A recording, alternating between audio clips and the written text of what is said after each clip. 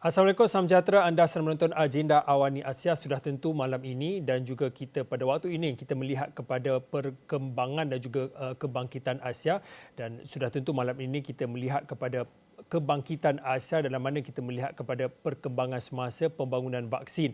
Kalau diikutkan dalam data dan juga kajian yang mana baru-baru ini melihat kepada angka keseluruhan, iaitu yang direkodkan adalah 1.5 bilion dos telah pun diberikan di peringkat global secara keseluruhannya. Tak kiralah sama ada dos 1 ataupun dos 2 dan juga tak kiralah apa jenis vaksin yang telah pun diambil. Tetapi pada waktu ini timbul kebimbangan berkaitan dengan jurang pelaksanaan roll out vaksin di seluruh dunia. Kalau diikutkan data yang dikongsikan, kalau diikutkan khususnya di North America ataupun di negara-negara yang terletak di benua Amerika Utara, peratusannya adalah jauh lebih tinggi, iaitu sebanyak 55% bagi pelaksanaan roll out vaksin. Manakala bagi negara-negara di Kesatuan Eropah misalnya 33%, di Amerika Selatan 22%, manakala bagi negara-negara di Asia hanyalah 16%, dan di negara-negara di benua Afrika malah jauh lebih rendah, bawah 2% ataupun lebih tepat lagi lebih kurang 1.8%. Waktu ini kita memberi tumpuan kepada bagaimana jurang antara pemberian vaksin ini antara negara kaya ataupun negara yang berpendapatan tinggi berbanding dengan negara-negara yang berpendapatan sederhana ataupun yang berpendapatan rendah. Jadi untuk waktu ini dan malam ini ada dua tetamu, iaitu yang pertamanya ialah Zhang Hong. Zhang Hong adalah rakan yang sentiasa bersama di agenda Awani Asia, berkongsi pandangan dan juga ceritanya, perspektif daripada China. Zhang Hong adalah rakan wartawan daripada radio antarabangsa China CRI. Kalau tak dapat kami nak berbual melalui Skype, biasanya saya akan bolehlah baca posting ataupun hantaran di Facebook Zhang Hong, banyak yang dikongsikan oleh Zhang Hong. Keduanya seorang rakyat Malaysia tetapi bertugas di jauh di Kuwait, iaitu Profesor Datuk Dr. Syed Muhammad Al-Junid Syed. Prof adalah pakar kesihatan awam.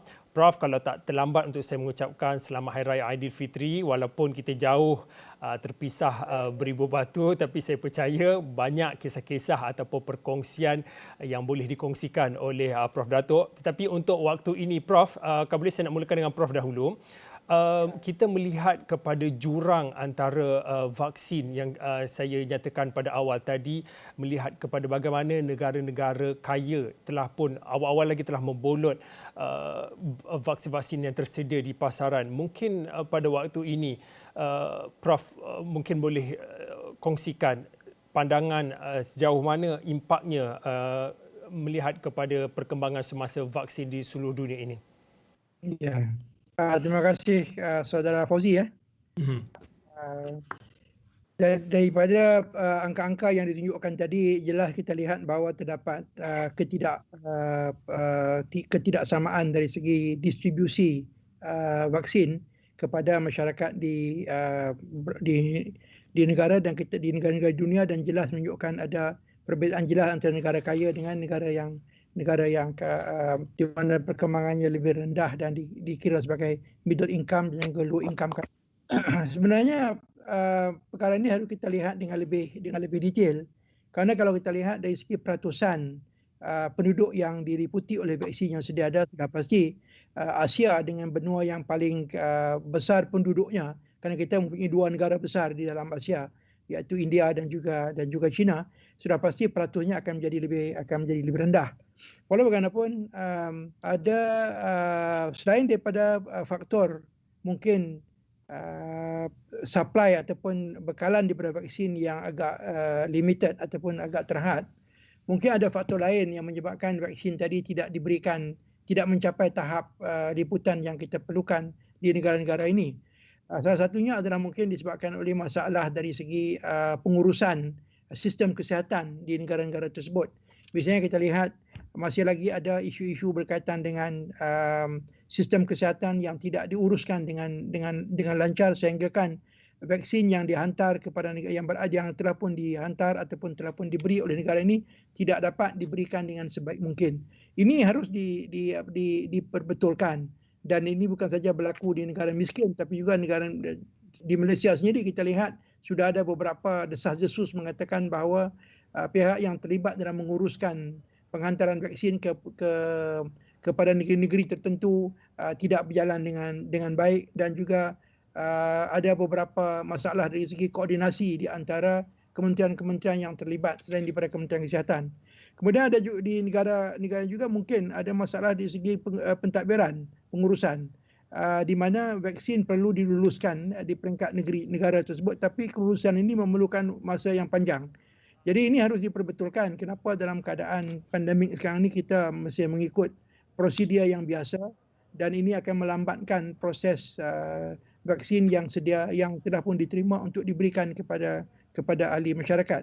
Jadi dua faktor di situ. Satu daripada bekalan, itu memang perkara yang kita sudah tahu, tapi pada masa yang sama sistem kesihatan negara tersebut harus juga diperbaiki, terutama sekali di negara kita sendiri di Malaysia, di mana saya lihat banyak diperbaiki lagi. Sudah pasti apabila pengeluar vaksin tadi berada di negara-negara Eropah dan juga negara Amerika, misalnya vaksin yang dikeluarkan oleh misalnya oleh Pfizer dan juga dikeluarkan oleh AstraZeneca, mereka akan memberikan keutamaan kepada negara mereka dahulu.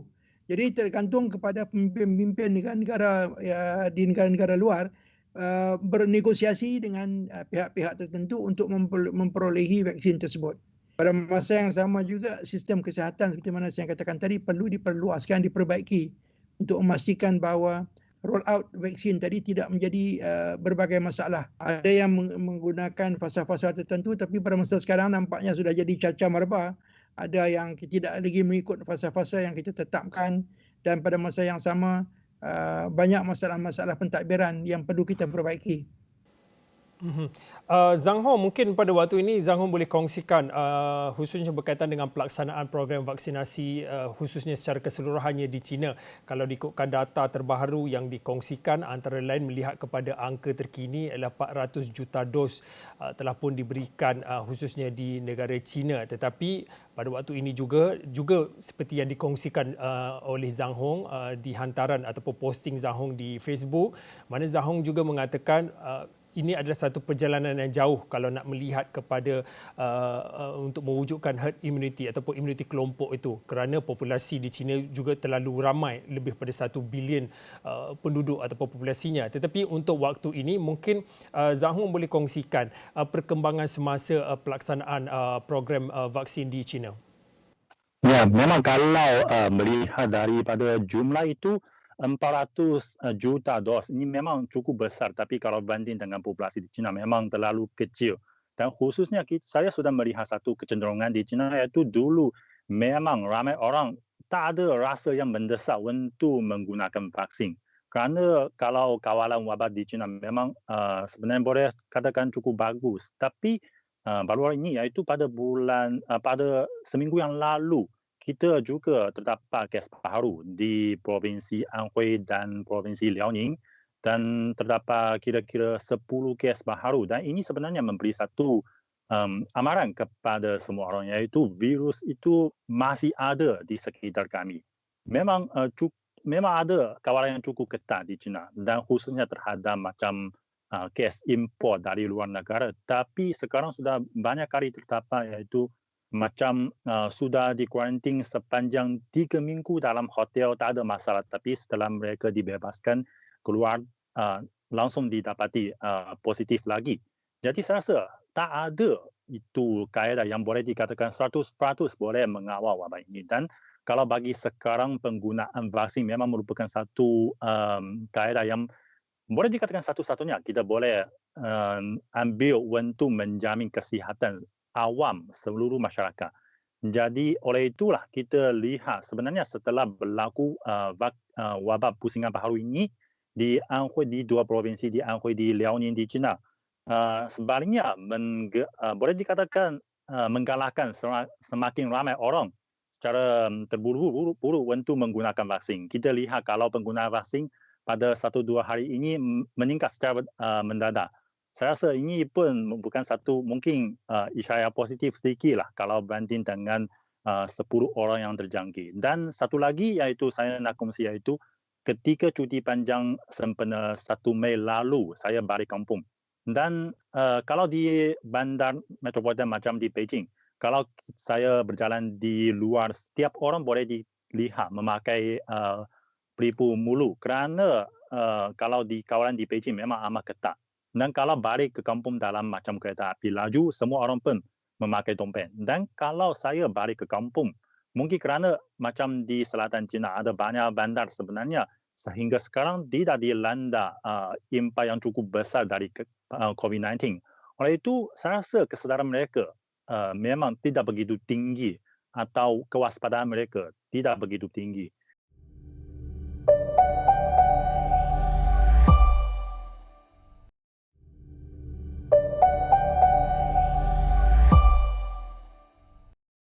Zahong, daripada apa yang dikongsikan pengalaman Zahong dan juga apa situasi yang berlaku khususnya di Provinsi Liaoning dan juga Provinsi Anhui, ada beberapa kes positif baru yang direkodkan. Ini sudah tentu melihat kepada apa yang dikongsikan adalah apabila hari cuti yang cukup panjang, orang ramai keluar, mungkin ada yang alpa untuk mematuhi SOP. Tetapi untuk waktu ini, seperti yang dicakapkan dan juga dikongsikan oleh Zhang Hong, ini adalah salah satu isyarat yang baik untuk menggalakkan atau memberi kesedaran orang ramai tentang pentingnya mengambil vaksin.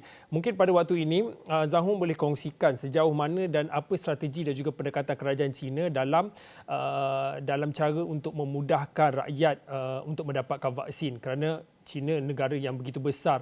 Selain daripada tumpuan pemberian vaksin di bandar-bandar, satu lagi cabaran khususnya di kawasan pedalaman ataupun di luar bandar, Zhang Hong. Ya, sebenarnya saya rasa sekarang di China vaksin kerana banyak hilang vaksin.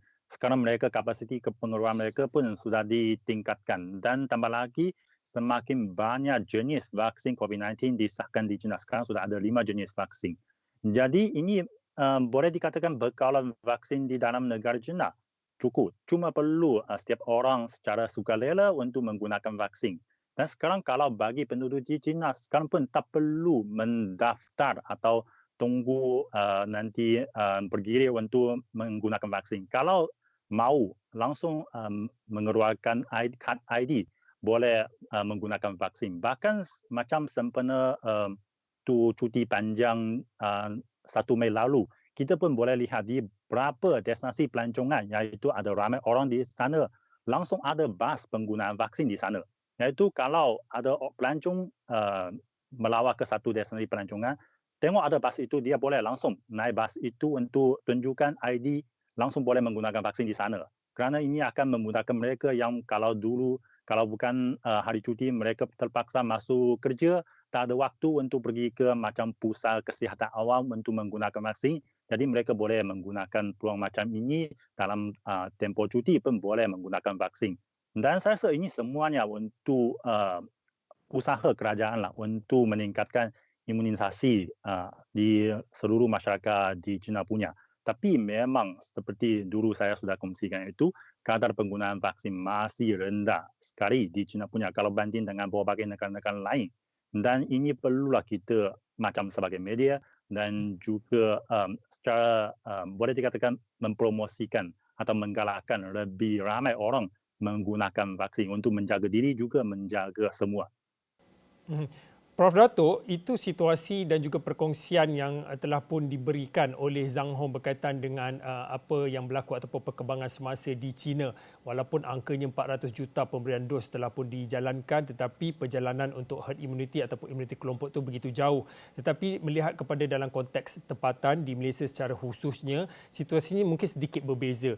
Walaupun diperkenalkan dalam program PICK, program imunisasi COVID-19 kebangsaan, ada juga dengan penambahan beberapa program iaitu sukarela untuk AstraZeneca, vaksin AstraZeneca untuk siapa yang secara sukarela first come first serve. Ada juga kelompok-kelompok yang memikirkan mereka suka tunggu dan lihat dalam soal pengambilan vaksin ini. Bagaimana pandangan Prof. Datuk melihat kepada sikap dan juga pendekatan yang diambil oleh masyarakat ataupun kelompok-kelompok tertentu dalam masyarakat kita ini dalam usaha untuk kita mewujudkan imuniti kelompok setidak-tidaknya dalam 70 ataupun 80% populasi negara, Prof. Datuk? Ya. Memang kita akan ada sekelompok daripada ahli masyarakat yang masih lagi terpengaruh dengan kumpulan-kumpulan anti-vax. Tapi ini kalau kita lihat apa yang berlaku, kumpulan ini mungkin bukan kumpulan yang besar. Karena kalau kita lihat apabila dibuka pendaftaran kepada penggunaan untuk mendapatkan vaksin AstraZeneca baru-baru ini, dalam masa beberapa jam saja sudah pun habis ditempah. Jadi demand ataupun permintaan daripada masyarakat yang mahukan vaksin ini jauh lebih tinggi daripada kumpulan yang saya rasa yang mau tunggu dan juga lihat, terutama sekali apabila keadaan situasi di Malaysia sekarang ini dengan bilangan kes lebih daripada 6,000 yang dilaporkan dalam sehari dua ini, maka lebih banyak ahli masyarakat akan bersedia untuk mendapatkan vaksin. Tetapi yang harus kita perbetulkan adalah kita lihat contoh yang diberikan oleh Zhang Hong di China, di mana akses kepada vaksin tadi dipermudahkan. Ada bas yang digunakan untuk membawa mereka yang ingin mendapatkan vaksin dengan mudah. Ini tidak ada di Malaysia kerana kita terkongkong dengan sistem yang diwujudkan di mana semua vaksin ini cuma diberikan oleh kerajaan di tempat-tempat tertentu saja dan perlu mendaftar, dan pendaftaran ini kadang-kadang tidak begitu straightforward. Berliku-liku juga, ada yang terpaksa menunggu lama dan sebagainya.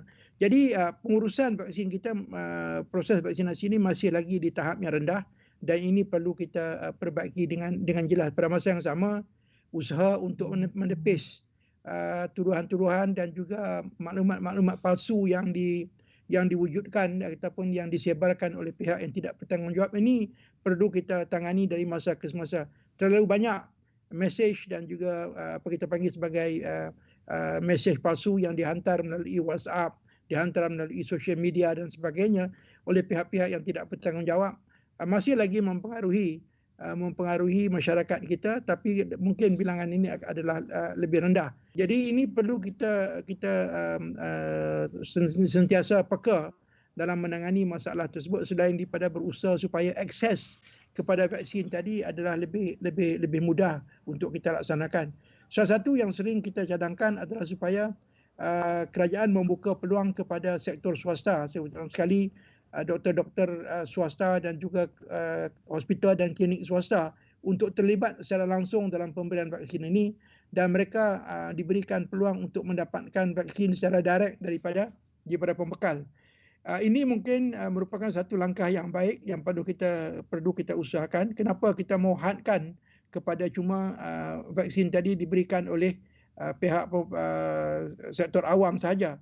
Padahal sektor awam mempunyai banyak masalah yang perlu mereka hadapi dengan sistem yang tidak begitu efisien.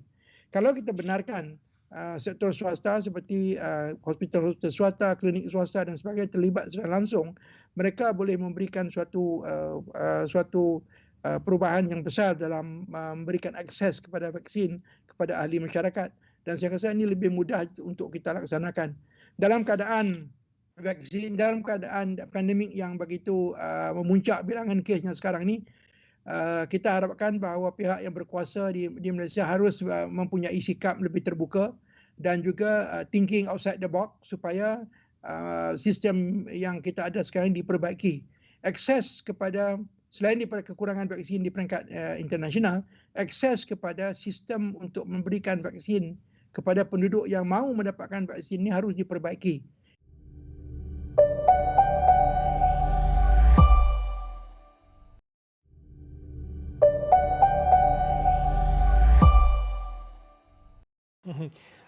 Zhang Hong, mungkin untuk waktu ini saya nak bertanya kepada Zhang Hong berkaitan dengan perkembangan semasa kerjasama China dan juga pelbagai negara lain dalam mana kita melihat kepada pembangunan vaksin. Kerana sebelum ini telah pun dikongsikan bagaimana China bekerjasama dengan lebih kurang 10 buah negara di dunia dalam mana khususnya berkaitan dengan penyelidikan dan juga pembangunan vaksin COVID-19. Dan difahamkan juga China juga telah memberi bantuan vaksin kepada lebih kurang 80 buah negara membangun di samping mengeksport vaksin COVID-19 kepada lebih 50 buah negara di dunia. Mungkin pada waktu ini Zhang Hong boleh kongsikan kepada kami sebab saya terbaca posting dan juga hantaran Zhang Hong di Facebook yang mana mengatakan khususnya berkaitan dengan Amerika Syarikat dalam mana melihat kepada kerjasama dan juga diplomasi penyelidikan dan juga pembangunan vaksin berbanding dengan China yang diam-diam menggalakkan kerjasama pengeluaran vaksin dalam negara-negara bangun. Ini sesuatu yang perlu kita lihat dan juga kita pertimbangkan dalam mana kita melihat kepada soal kerjasama pembangunan vaksin di seluruh dunia. Zhang Hong. Ya, saya rasa memang kalau macam Amerika Syarikat atau negara barat, mereka amat pandai untuk mengeluarkan berbagai topik. Macam baru ini mereka mengeluarkan membebaskan paten hak harta intelek untuk vaksin. Dan juga baru ini Joe Biden juga menjanji akan menyediakan 20 juta dos vaksin yang dimiliki mereka kepada dunia. Tapi memanglah ada selepas itu, ini menarik tumpuan dari dunia dan ada yang tanya kepada pihak China sama ada China juga menyokong untuk membebaskan paten hak harta intelek vaksin China punya. Tapi sebenarnya sebelum ini China sudah buat macam ini meskipun tak ada promosi atau propaganda. Ambil contoh iaitu China sudah mengalihkan teknologi kepada kilang-kilang di Emirat Arab Bersatu hingga sebenarnya sekarang vaksin China punya atau Sinopharm punya iaitu edisi Emirat Arab Bersatu, mereka namanya menggunakan Hayavac. Sebenarnya juga menggunakan teknologi dari Sinopharm. Sudah dikeluarkan di kilang tempatan. Dan pada masa yang sama, kalau Mesir juga sudah memulaikan pengeluaran vaksin China punya dan nanti dia akan dikeluarkan pada bulan Jun. Dan kalau kita lihat antara China dengan Malaysia atau Indonesia juga ada kerjasama dalam pengeluaran vaksin. Meskipun kaedannya berbeza iaitu syarikat China menyediakan cair vaksin kepada pihak Malaysia atau Indonesia nanti dipotongkan di sana. Ini juga merupakan satu kaedah kerjasama berdasarkan keadaan yang berbeza di berbagai negara. Dan ini mengapa? Kerana kita tahu kalau pandemik ini merupakan satu cabaran bagi sama insan, bagi seluruh dunia. Dan meskipun China sudah buat banyak tapi tidak mampu dengan kekuatan China sendiri punya untuk mengatasi atau memenuhi keperluan seluruh dunia. Kalau sekarang kita lihat, Amerika Syarikat sudah mengeluarkan janji. Jadi sebenarnya ini juga dialu-alukan kerana semakin banyak vaksin disediakan kepada dunia, semakin awal kita boleh mengatasi wabak tersebut. Dan kalau pada masa depan, saya rasa China dan Malaysia atau Indonesia dan berbagai negara lain, kita juga akan membincangkan, meningkatkan kerjasama dalam kedua-dua pihak. Mungkin pada masa depan kilang di Malaysia juga akan mendapat teknologi dari China punya untuk mengeluarkan vaksin diri punya. Dan khususnya kita lihat berbagai contoh yang dulu sudah disentuh, diadakan di Asia, di rantau Asia kami.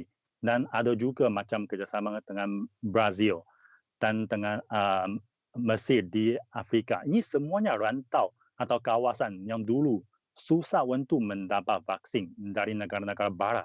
Dan hingga sekarang kita lihat dengan keperluan domestik di Amerika Syarikat atau di Eropah, beransur-ansur dipenuhi. Mereka baru janji untuk menyediakan bantuan kepada dunia. Tapi kalau China, kita lihat kalau dos yang digunakan di China itu 400 juta. Tapi kalau dos yang disediakan kepada dunia juga melebihi 250 juta.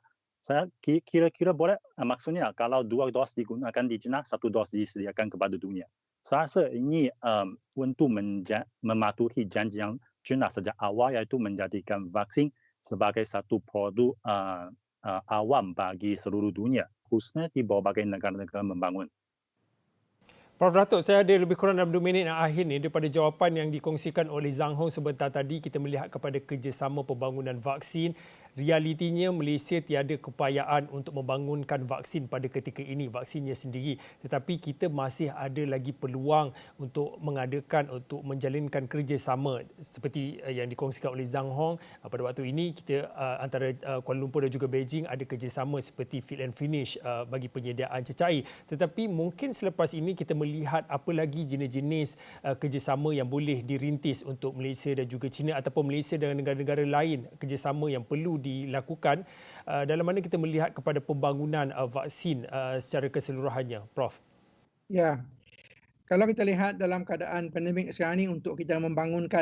Jadi bagi Malaysia sendiri kita rasa walaupun kita agak ketinggalan dari segi memberikan keutamaan yang tinggi dalam penyelidikan, di mana ini merupakan elemen penting dalam membangunkan vaksin, tidak terlalu lewat kalau kita katakan kita dapat menggabungkan semua tenaga yang kita sedia ada untuk melakukan kerjasama yang efektif, dan ini harus dikoordinasikan dengan baik.